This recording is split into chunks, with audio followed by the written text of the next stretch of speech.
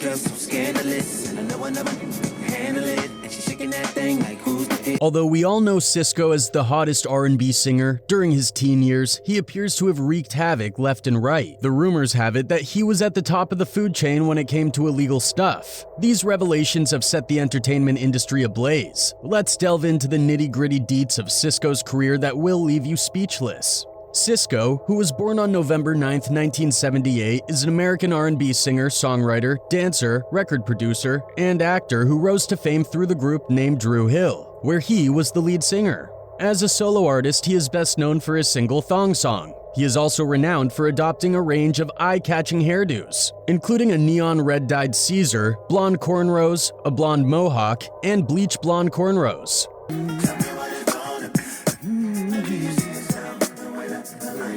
Mark Athavan Andrews is the founding member and lead singer of the famous R&B group of the 90s, Dru Hill. The group derived its name from Druid Hill Park, the neighborhood where the four members of the band had grown up. Before starting his musical career with the band, Sisqo initially supported himself by working at the Fudgery in Baltimore's Inner Harbor. He graduated from Mergenthaler Vocational Technical High School in '94, and shortly afterward he began a career in music. Throughout his high school years, Sisqo started to experiment with flashy fashion choices such as bleached hair and eccentric clothing. The four members of Dru Hill had combined their smooth R&B vocal stylings with the intention of putting Baltimore on the map. Unlike many of their contemporaries, the group relayed a positive message, focusing their lyrics on life and love rather than the harsh street grit of most hip-hop and rap. This, combined with their four-part vocal harmonies, have led to a hugely successful first single, Tell Me, and their first debut album, Dru Hill.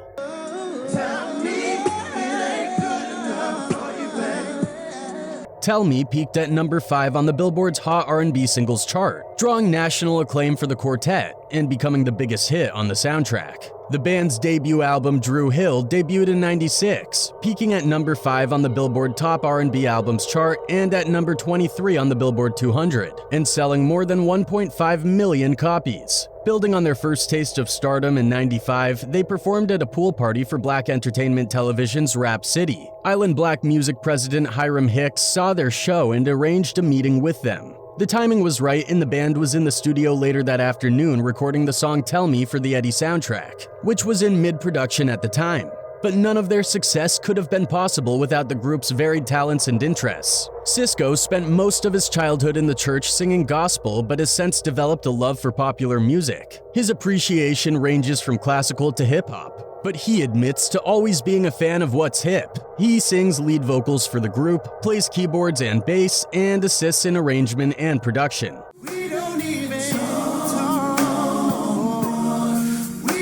Contributing to the success of their first multi-platinum effort, the squad released hit singles off the album In My Bed and Never Make a Promise, both of which reached number 1 on the Billboard's Hot R&B Singles chart. We're Not Making Love No More, written by singer Babyface, reached number 2. By the time they were ready to release a second LP, they had established a substantial and loyal fan base. The band told the Baltimore Sun that working on the song with Babyface was an extraordinary experience.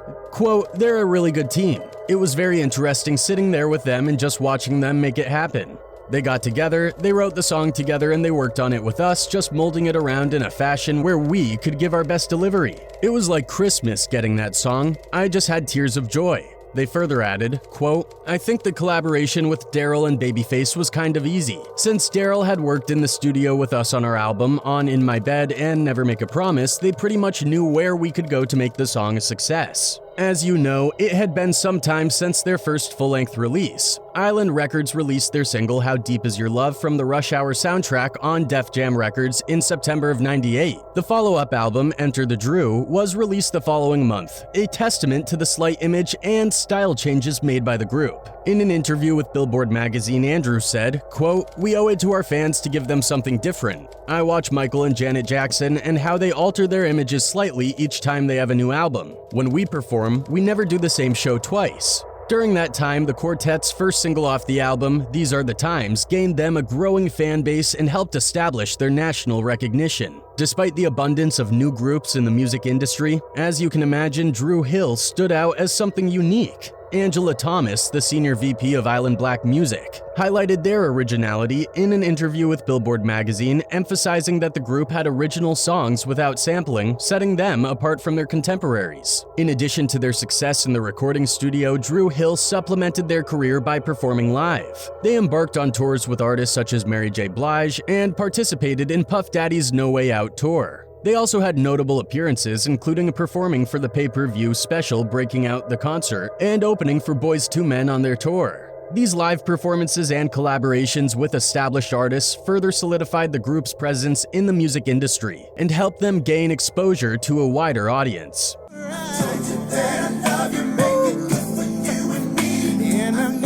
Sisqo's solo career began in 1999, after one of the group's members, Woody, left the band to pursue a solo career himself. Later, the other members decided to follow Woody's path and released their solo albums. Sisqo himself released his debut album Unleash the Dragon. Thong Song and Incomplete are two of the album's most successful songs. Both of these songs debuted at number 3 and number 1 on the Billboard Hot 100 chart, respectively. The album sold over 5 million copies in the United States alone. In 2001, Sisqo released his second solo album, Return of the Dragon, which included several singles and mixtapes. In 2002, he rejoined Dru Hill, and the group released their third album later that year. Unfortunately, the album did not perform well, and as a result, the group was terminated from their recording contract. However, Sisqo continued to pursue his music career and embarked on tours during the 2010s, both as a member of Dru Hill and as a solo singer. In 2015, he released his third solo album, Last Dragon, which featured the single LIPs, which reached number 23 on the US adult R&B charts. Despite the challenges faced by his band and his solo career, Sisqo remained active in the music industry, releasing new music and engaging with his audience through live performances. Conjure up all of the things that you want.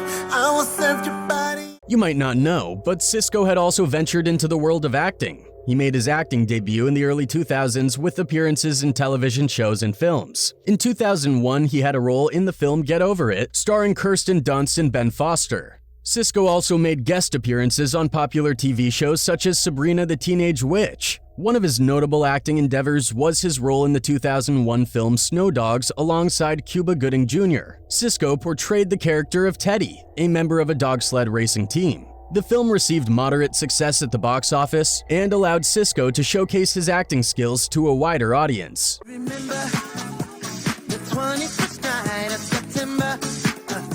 However, Dru Hill's success story does not stop there. The group was also featured on Foxy Brown's current single Big Bad Mama from the How to Be a Player soundtrack, and had another song on the soundtrack to Soul Food. When the quartet collaborated with Foxy on the track, the process was a bit different from their usual studio sessions. According to Woody, the group received a call from Def Jam informing them about a track for the How to Be a Player soundtrack featuring Foxy Brown. Foxy had already recorded her part, and Dru Hill was asked to come in and sing the hook. They received the track and entered the studio to record their vocals. Interestingly, they did not actually meet Foxy Brown until it was time to film the music video. Def Jam called us up and said they had a track for the How to Be a Player soundtrack with Foxy Brown. Foxy had already done her part. They just needed us to come in and sing the hook. So they sent it to us and we went into the studio and cut it. That's very common when it comes to stuff like that, especially when you've got acts like us that are on the road constantly. Usually they just send the producer out with the tape reel and you just get it done. Adding in a collaboration with Mariah Carey for her then upcoming album, it definitely seemed as if Dru Hill would loom large over the charts for the next few months. In an interview, the band member said, quote, "We have a defined sense of where we want to go, but at the same time we are being blessed right now. We'd just like to say thank you to all the people who are supporting Dru Hill, especially the fans.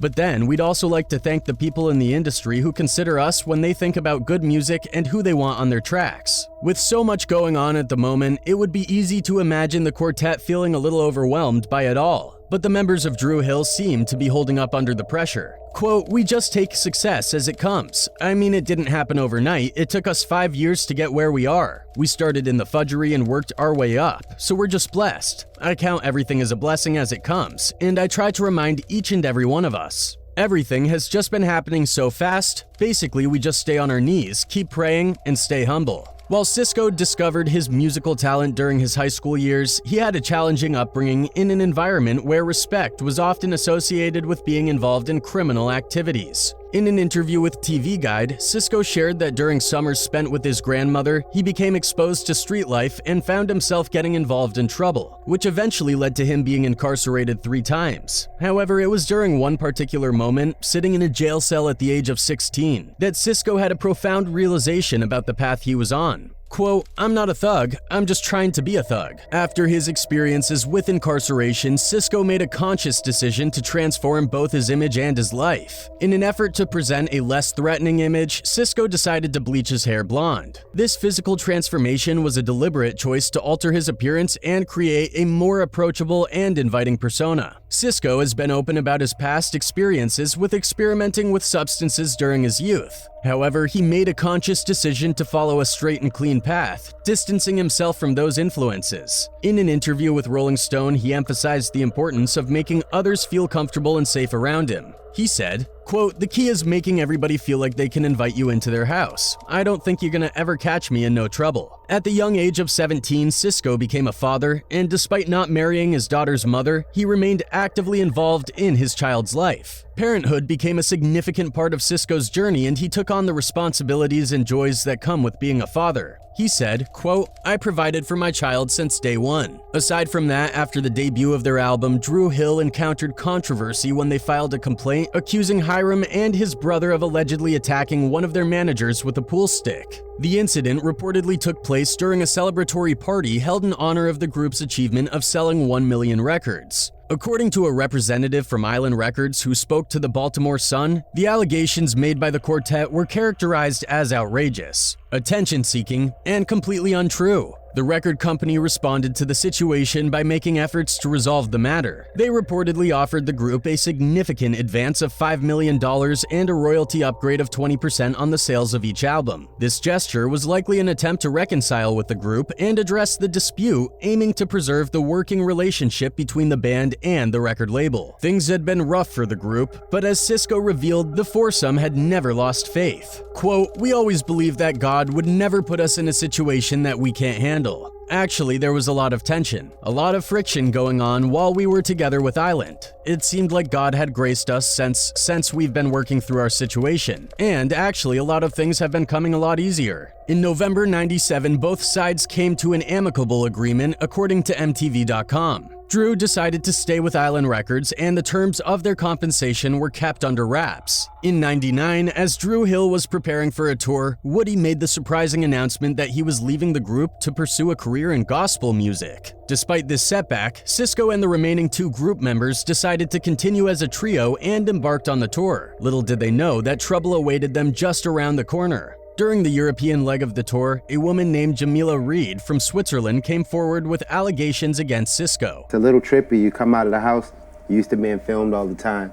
According to an interview with the Daily Mail, she claimed that she had met Sisqo when she was 14 years old, which would have made Sisqo around 20 at the time. She alleged that after meeting at a nightclub, Sisqo invited her back to his hotel and they had an intimate encounter. Quote, "But as I walked in with my friends, he stared right at me. I could see he was interested in me. He said I was very beautiful and asked me to dance with him. He never asked my age and I never told him I was 14. Later, he sat and waited by the cloakroom and grabbed my hand when I walked by. He asked if I'd like to go back to his hotel with him. I said yes straight away. We went back to his room and we made love once." However, after missing her next 2 menstrual periods, she took a pregnancy test and discovered she was pregnant. Jamila claimed that Sisqo was the father of her child, a baby boy named Ian. She reached out to Sisqo on MySpace to inform him of his alleged son. Sisqo, who already had a daughter, reportedly denied the child's paternity, claiming that the baby did not resemble him. Jamila filed a paternity complaint, but Sisqo allegedly refused to take a DNA test. The legal battle ensued, and Sisqo was reportedly obligated to pay child support of £1,500 per month, along with a substantial past-due child support bill exceeding £100,000. The situation added a layer of personal and financial complexity to Sisqo's life as he navigated the disputed paternity claim and its accompanying obligations. After a relatively private baby controversy, Sisqo decided to go big. Sisqo is charged with firing shots and resisting arrest. According to Baltimore police, the neighbor's brother was parked outside the family house in the suburb of Randallstown at 3:30 a.m., waiting for family members to come outside when he heard a shot. Police came to Sisqo's house and questioned the Dru Hill singer and his girlfriend Tara Thomas. They denied firing the shots, but police said they found empty shell casings, a magazine clip, and a 9mm pistol that appeared to have been recently fired. Sisqo said he carried the gun because he had been receiving death threats. Sisqo was charged with first-degree assault, resisting arrest, and reckless endangerment.